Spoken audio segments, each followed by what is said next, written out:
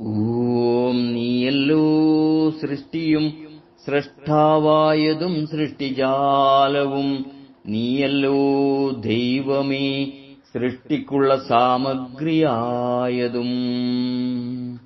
ആത്മഭാവങ്ങളെ, ഗുരുദേവന്റെ ദർശനങ്ങളിലൂടെ എന്ന പരമ്പരയിൽ ഇന്നത്തെ നമ്മുടെ മനന വിഷയം ധർമ്മം അനുഷ്ഠിക്കുകയും ഉപദേശിക്കുകയും വേണം.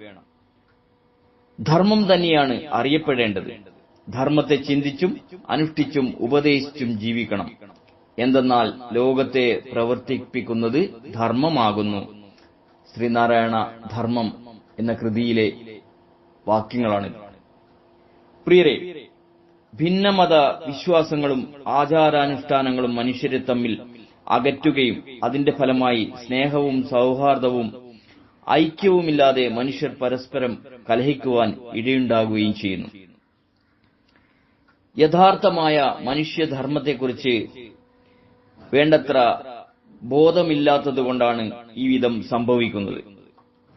അതിനാൽ മനുഷ്യന് ധർമ്മബോധം ഉണ്ടാവണം.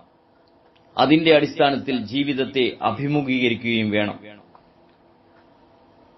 ഒരു വൃക്ഷത്തൈയും ഒരു വള്ളിച്ചെടിയും ഒരു സ്ഥലത്ത് നട്ടുപിടിപ്പിച്ചാൽ വേഗം വളർന്നു വരുന്നത് വള്ളിച്ചെടിയാണ്. തനിയെ നിവർന്നു നിൽക്കുവാൻ ആവതില്ലാതെ ആ സാധുസസ്യം തൊട്ടടുത്തുള്ള മരത്തിലേക്ക് പറ്റിച്ചേർന്ന് വളരുന്നു. അതിന് ആ മരത്തിന്റെ അനുവാദം തേടേണ്ടതില്ല. എന്തെന്നാൽ അതൊരു വൃക്ഷധർമ്മമാണ്. അതുപോലെ തന്നെ തന്നിലേക്ക് അണയുവാനായി ഒഴുകിയെത്തുന്ന ഏതൊരു ജലപ്രവാഹത്തെയും സമുദ്രം ഉൾക്കൊള്ളുന്നു. സമുദ്രത്തിന്റെ അനുവാദമോ ജലപ്രവാഹത്തിന്റെ അപേക്ഷയോ അതിന് വേണ്ടതില്ല.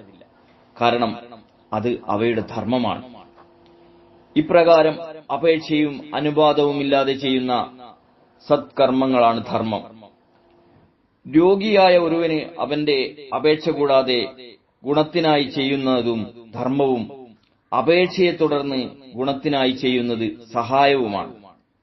ധർമ്മമാണ് പ്രധാനം. യാതൊരു അപേക്ഷയുമില്ലാതെയാണ് ഈ പ്രപഞ്ചത്തെ ഈശ്വരൻ സൃഷ്ടിച്ച് പരിപാലിക്കുന്നത്.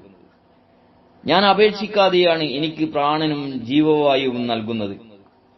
ഈ ധർമ്മമാണ് എന്നെയും പ്രപഞ്ചത്തെയും പ്രവർത്തിപ്പിക്കുന്നതെന്നറിഞ്ഞ് കർമ്മം ചെയ്യണം. ഇങ്ങനെ ധർമ്മം അനുഷ്ഠിക്കുകയും ഉപദേശിക്കുകയും വേണം. അപ്പോൾ നമുക്ക് ശാന്തിയിൽ അല്ലാതെ മറ്റൊന്നും ഉണ്ടാവുകയില്ല. അതാണ് മോക്ഷം. സ്നേഹപൂർവം, രഞ്ജൻ കയനാടത്ത്.